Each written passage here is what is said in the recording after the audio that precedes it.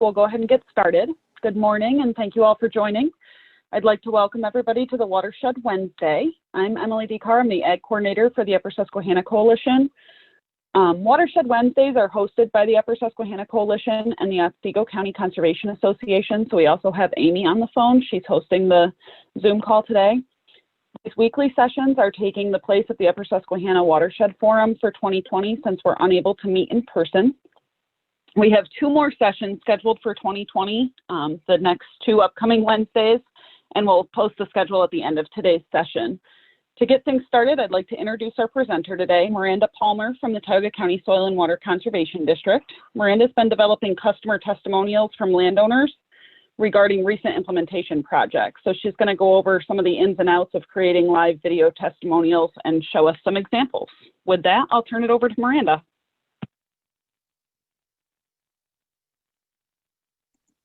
Thanks, Emily. Good morning, everyone. So welcome to this week's Watershed Wednesday.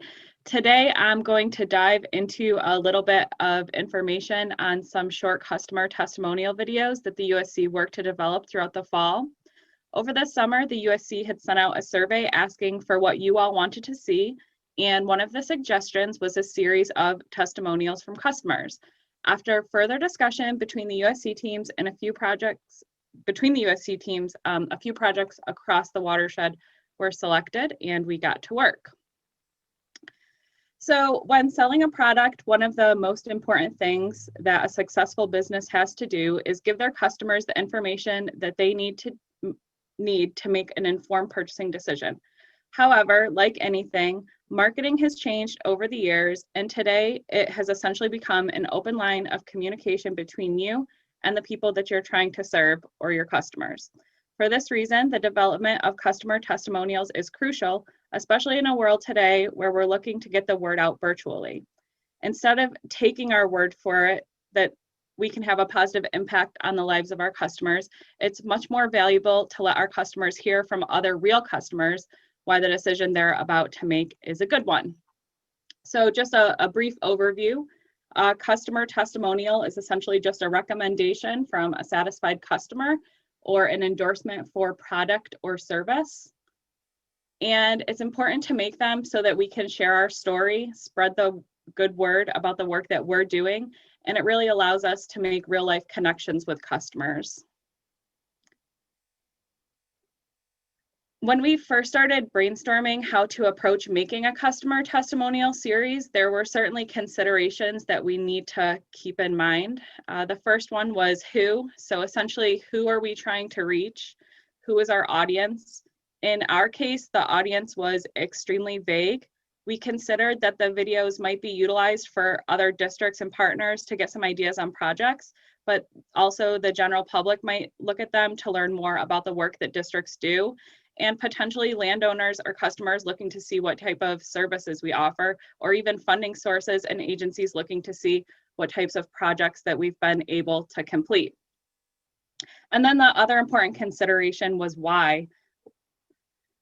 So there are many answers to the why. And by making the videos, it allows us to share our stories, show our local communities the types of work that we do, show farm owners, or show how farm owners are good stewards of the environment and how certain practices can improve water quality. However, in addition to all of these great things, it helps us to attract new customers. So by telling our story, it helps our customers to think to keep their local districts in mind when considering natural resource projects. For video focus, the areas that we focused on when making the videos, when working to make the video series, the core focus of each video was broken down into 3 different categories. The first one would be the introduction, which was just a review of basic information, who, what, when, where, why, just getting to know both the customer and the district themselves. And then next came in the customer interview. So when doing the customer interview, I was looking for information on why the customer and the district partnered, what types of issues the landowners were trying to resolve, and if they were looking to increase their efficiency. And lastly, how conservation played a role in the project. And the third component was just a brief project overview, which included interviews between both the district and the customer. So when we did the project overview, we were looking to see what types of positive results we're seeing, what the environmental benefits of the project were, and how the project changed the way that the operation managed. So we sent each district that made a customer testimonial with us an email with these exact focus areas to help them really prepare on what questions that we were going to ask, and so that they could also share them with the project landowners so that the landowners could think about what they might like to say. So when we made the customer testimonials, it was very basic equipment that was utilized. We really wanted to use what we had, and we felt that we would be more apt to make them in the future if we made it as simple as possible. So while these aren't Hollywood productions, they certainly are capable of telling our story. So to shoot the videos, all I used was an iPhone 6, and the pictures and videos were very clear. It didn't cost us anything because that's something we already had. I also purchased a lavalier microphone that attached to the phone. I generally just use that in instances where it was extremely windy. Otherwise, the phone does a really remarkable job at picking up the audio. That cost $9.99 from Amazon. And the most important thing that we had to purchase was some video editing software. Melissa from the USC and I both tried multiple different platforms, and I think that we both agree that most user-friendly platform that we found was an application called Powerdirector. The cost is $51.99 for an annual plan, and you can see on the bottom of the screen, that's kind of a screenshot of what the software looks like. So it allows you to plug and play different video types as well as other media, and you just kind of click and drag, and it was really user-friendly. I had no editing experience before we made these videos, and I would say it was easy to pick up on after a little while. So we spent $61.98 to have the equipment to make the videos, which I think is pretty affordable, considering the reach that the audience we can get on a virtual platform. So I'm going to show you guys one of the videos that we made to give you an idea of what type of quality just an iPhone and a little microphone and some video editing software can give.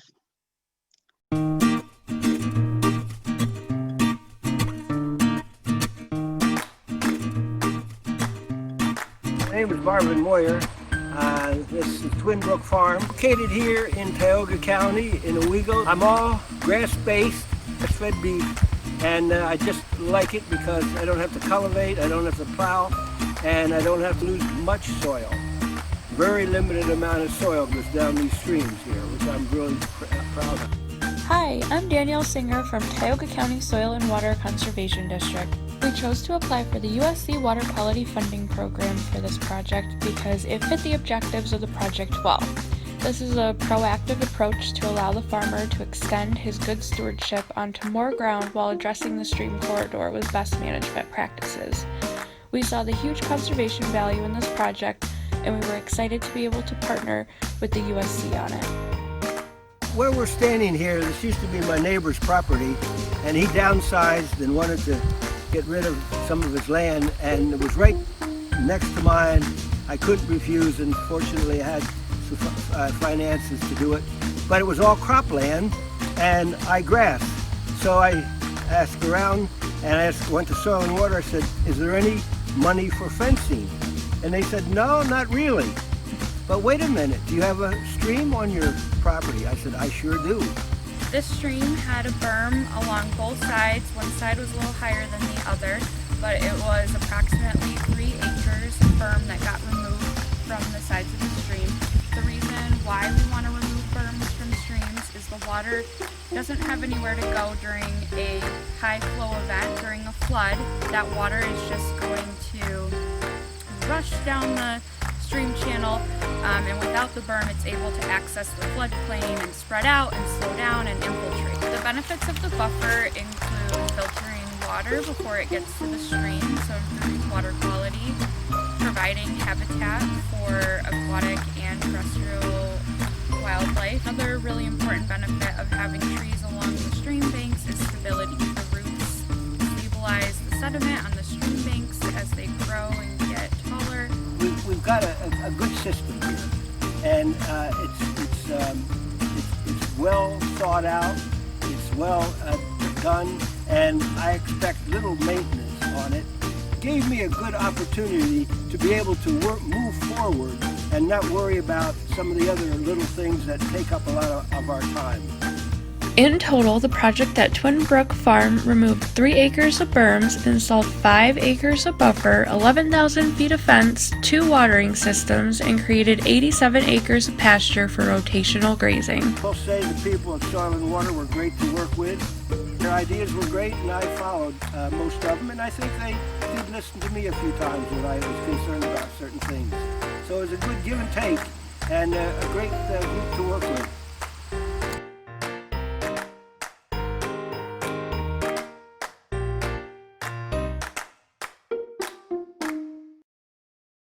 So that's just an example of one of the videos that we made. And then I thought it would be important to go into some of the things that I learned while making the videos. So let me share back to the presentation.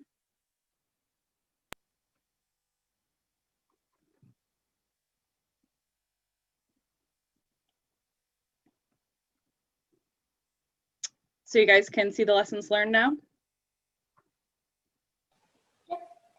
Okay, perfect. So some of the lessons that we learned specifically in that first video that we watched, your phone needs to be held horizontally. So the Moyer video was the first one that we did, and I didn't realize that at the time. So when putting that footage into the video editing software, it couldn't be blown up big enough. So always have to take the video in landscape. The next thing was checking the weather forecast. So definitely something that I hadn't considered, but you want to see if it's going to be gloomy, rainy, or even windy. Wind was impossible to escape at some of the sites that we went to. So you can try to hide from it in a low area, such as a creek bed, or a location with trees, kind of like the buffer that we were in. But it's incredible how much wind noise you still pick up with the microphone. However, the microphone also was not the be-all end-all solution. Sometimes there is just too much wind. So if you notice that, you're better off just rescheduling. The next thing was frequencies from electronic transmitters. So we were out at a site in Cortland doing a video, and we used the little microphone because it was very windy. And when he stood next to the electric fence, you could hear the frequency tick in the video. Luckily, we were able to utilize some audio editing software that's also from Cyberlink to help remove some of that frequency noise.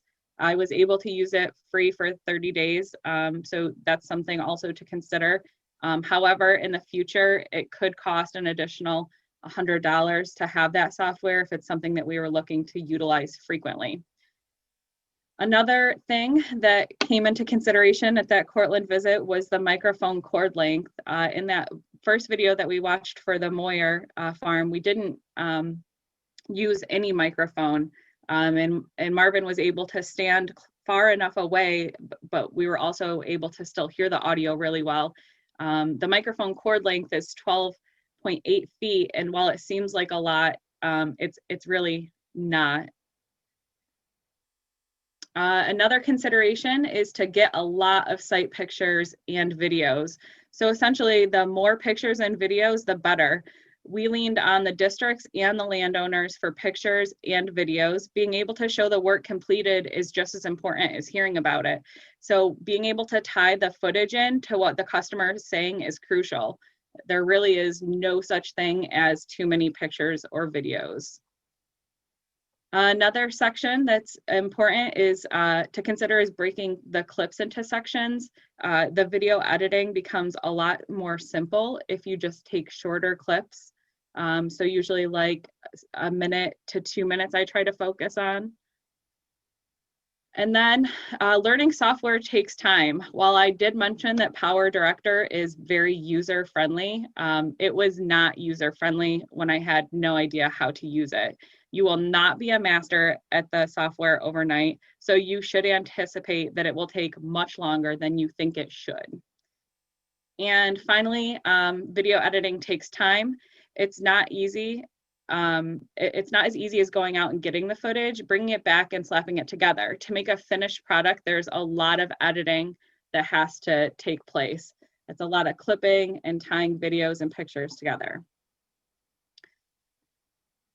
And then some additional considerations when making videos that are important. It's really important to mention the funding sources when you're making the video. Including names of funders is a great way for them to be recognized. Also including information on our partnerships. Projects often take multiple different partners to complete, so it's great to acknowledge all of them. If they share the video on, for example, a social media site, then you just increased your audience reach by a lot. So tagging agencies who participated in the projects is really beneficial. Also keeping it brief. Videos are cool. They show and tell your story. However, the longer they are, the more risk you run into losing your audience. So we tried to stay somewhere between 3 and 5 minutes for each video. And then being your own cheerleader. So sometimes making these videos is challenging and it might seem a little bit cheesy, but it's really important to remember that we're trying to sell the work that we do and promote services that we provide. So you have to be your own cheerleader here. And lastly, let the customer tell their own story. Don't feed them scripts. When it's in their own words, it's much more natural. You have the power to edit it, but when you let them speak unscripted, sometimes that's really where their best statements come from. You don't want it to feel forced or scripted, as the whole goal is to remain as genuine as possible. We're just trying to get the landowners to make connections back to the positive experiences that they had while working with us. And that is a little bit about the testimonials that we put together. Does anybody have questions? Yeah, we have a few questions in the chat. First question is, can you provide an estimate of how long it took you to complete the video that you just shared, from field work to making the video into a finished product? So I would say you should anticipate a half a day in the field and then at least another 2 days total of video editing. So I would say roughly 20 hours per video. It definitely gets easier when you have everything that you need. For example, the video that I talked about where the wind became a huge issue, that video I spent much more time on because trying to edit that audio to make it right was very time consuming. The Moyer video that we made was very easy. I would say that one probably even took less time, maybe 15 hours, but we had access to unlimited video and pictures. The next question is, what do you think about shooting the interviews indoors and only shooting outside for the B-roll? We could have shot indoor, but because we were dealing with the pandemic, I didn't approach that. I also thought it was nice to shoot outdoors because you were able to actually see the project. All right. And you all probably hear the dog going crazy. I'm sorry. No Apparently worries. the UPS man is here. Perfect timing. Those are all the questions we have in the chat right now. Folks, if you want to pop in a few more, Miranda's here to answer your questions. And while you guys do that, I'm actually going to take control of the screen, Miranda, and show next week's stuff so that everyone has the information of what's still to come for our last 2 Watershed Wednesdays. All right, and now that that's up, we have another question. This is, Alyssa says, I've never put a video together, but plan to. Do you have any trouble exporting or posting anywhere? Any length requirements for particular sites? There was no issue in terms of posting to any of the sites. The only thing that I've run into is the amount of time it takes to upload a video. So while working remotely, for example, our internet speed at home isn't fast enough to upload the videos. So I have to go to the office and do that. So that's definitely something to keep into consideration. Awesome. And another, is it easy enough to include other video footage like drone footage? For sure. So in that Moyer video, we included quite a bit of drone footage. That's one of the things I had mentioned, there being no such thing as too much video and photo. The software makes it really easy to click and drag other clips in. So just like, again, in the Moyer video, I think there's some footage of the cows drinking. It's just really simple stuff. And putting any type of footage in is simple. All right. We had another question pop in, but you answered it while answering the previous one. So I'll just say we did a total of 4 of them. So you guys just saw one of them, but if you're interested in watching the rest of them, the goal is to get them up on the USC Facebook page at some point next week. And it'll just kind of give you a better idea of how the other 4 turned out, or the other 3 rather, turned out. And I think that you can see through each one those lessons learned. I did not buy the music. It was all royalty free. There was 2 different websites that I used. One was Ben Sound, and I can't recall the name of the other one, but I could look into that for you if it's helpful. The only catch was when putting them on social media or like YouTube, you just have to give credit for the music in the video description. And yes, Lydia is correct. There's also a Hickory's Park video on the USC Facebook page, and that's another one that we developed with the same software. And I also will mention really quickly the beneficial, the reach that you can have on social media. Tioga County independently premiered a series called the Tioga County Dairy Tales. And that was 5 videos of Tioga County farms, just a little bit of farm history, and also some types of BMPs that they had implemented. And we had over 85,000 video views. So it's really impressive to see the goal or the work that can be accomplished through social media. So I think more than ever, it's really important to be doing this work now. I have another question. It was just a private one, but I'll read it. Is there other soil and water folks that we could partner with to do video editing? Someone who is really good at it. I'm not aware of any other districts that are using any video editing software currently, but Melissa Urick from the USC, her and I both have the same Powerdirector editing software. And I would say if you want to start your own video, you can get a free 30-day trial of Powerdirector. And if you have questions or run into roadblocks, I would say Melissa and I would both be happy to help if you reach out to either one of us. Very good. If there are no other questions, actually, I believe you had another video that you wanted to share. we could watch another one if there are no questions. I didn't know how much time we would have, but if there's just a few minutes, so folks are welcome to stay on and watch another one of these videos with us if you'd like. If not, we totally understand, and we hope you have a great day. And join us next week for valuing our kettle lakes. So yeah, take it away, Miranda. Let's watch another one. All right, let me share. I have audio, and this one is from Bradford County.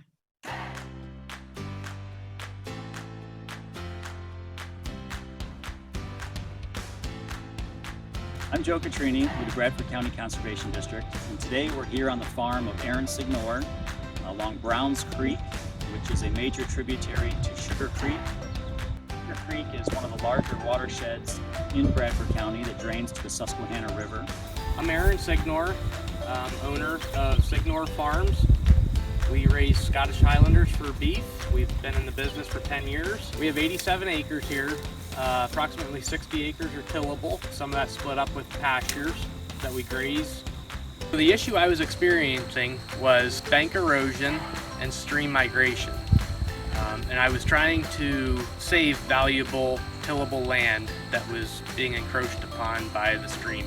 So in 2015, I contacted the Conservation District to learn about preserving the stream and the stream beds.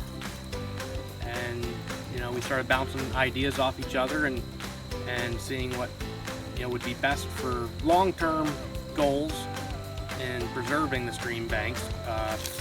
In past years with flooding, where we're standing was not actually the creek bed. We have moved 20 feet this way in a short amount of time, and my goal was to preserve what we had from destroying more land that would make it unusable. So the work on Browns Creek really started back in 2006. We worked with the Sugar Creek Watershed Association to do a complete inventory of all the erosion sites in the Sugar Creek watershed. So Browns Creek was one of those streams that we did an assessment on. So we had historic data on some of the erosion sites and the concerns that we have with stream bank erosion and property loss. From there, we worked with the Sugar Creek Watershed Association again and received some grant funding to do additional work in Browns Creek watershed.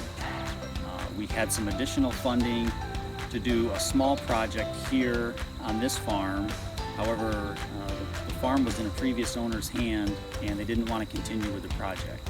So a few years went by and Aaron purchased the farm, and he showed an interest and an enthusiasm about preserving his land and making some environmental and habitat improvements within the stream corridor. When we approach a landowner, we're always looking at the environmental improvements, but we really want to tie in a particular management style of that landowner as well and make sure that those environmental improvements are met, but it has to meet the management style of that operation for it to be a successful project. So with that limited funding that we had through the Growing Greener grant, we came up with a plan and to do a complete restoration of the whole farm in the stream corridor here. We reached out to the Upper Susquehanna Coalition for additional funding. So through a NIFWIF grant that USC had, we were able to do work all the way through this corridor and install a really substantial riparian buffer and do a lot of grazing fencing that we wouldn't have been able to do with just that original Growing Greener grant. Yeah, so my experience working with the Bradford County Conservation District was good, that it brought a lot of different outside ideas. Working with the ag team, we were able to bring together all of our ideas to make an efficient operation that will last for many, many years. Yeah, it was really a kind of a coordinated effort. We were really happy to work with an engaged and enthusiastic landowner who had a lot of ideas of his own that he brought to the table. So we never really want to go to a farm and kind of tell them what they have to do. So we worked with his management style, and he had a lot of great ideas, and we kind of brought that all together from a technical stream standpoint and from an agricultural team standpoint, and did a really great complete project on the farm here.